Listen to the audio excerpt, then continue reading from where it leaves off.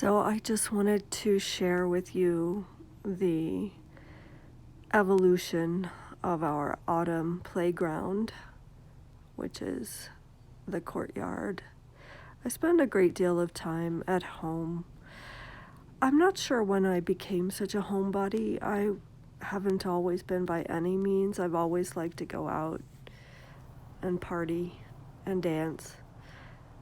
But I guess with getting a little older and also COVID has changed everything.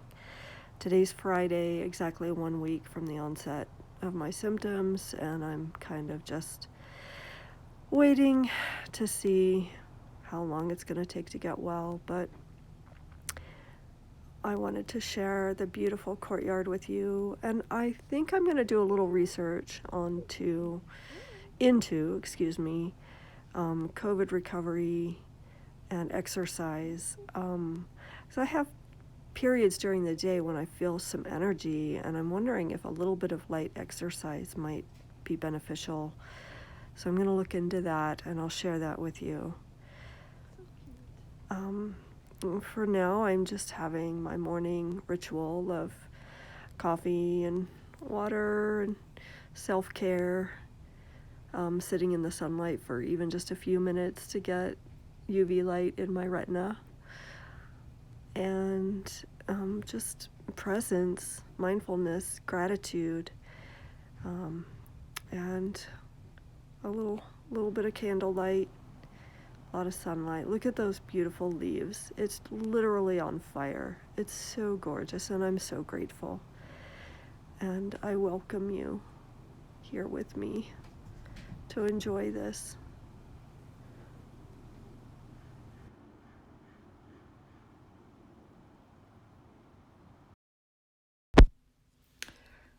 So after retesting positive, and also just the way I was feeling, I opted, instead of light exercise, for a hot bath.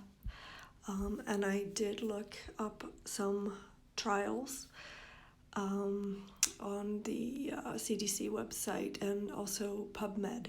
I have some information for you later on the CDC website about long COVID.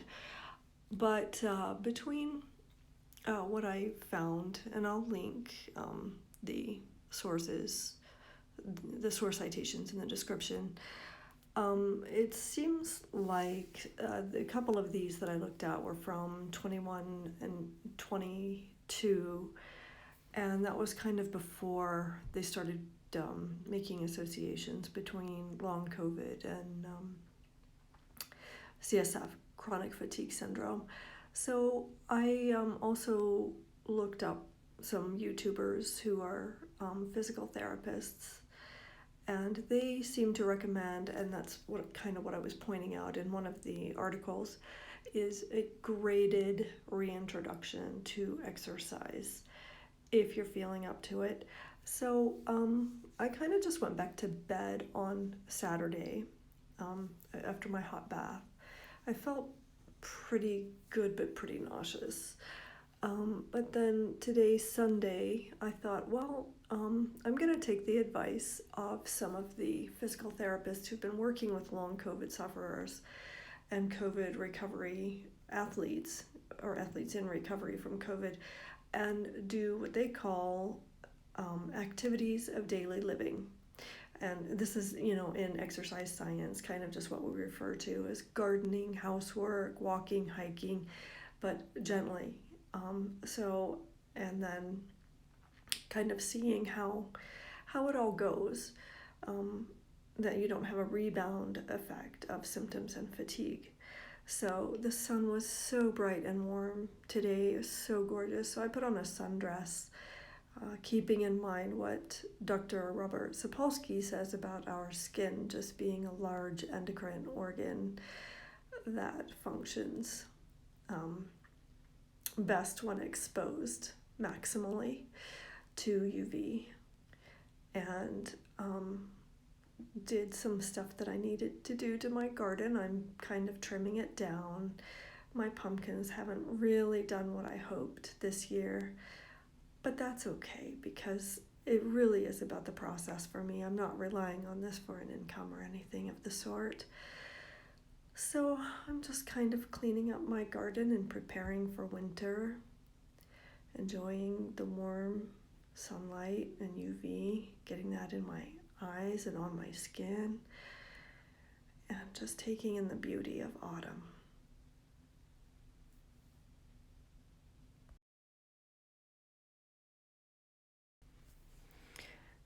And at the risk of sounding like a broken record, as I bask in the warmth and the beauty of it, I welcome autumn, all of the coziness, looking forward to the kind of cold nights with the strong wind blowing the leaves and having hot cocoa and those sorts of things.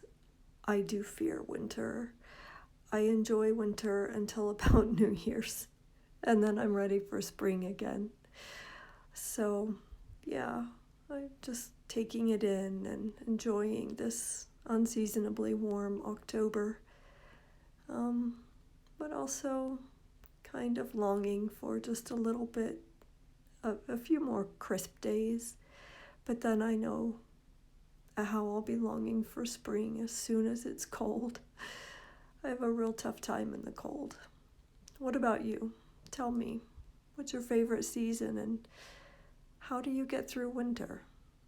I'd be interested to hear.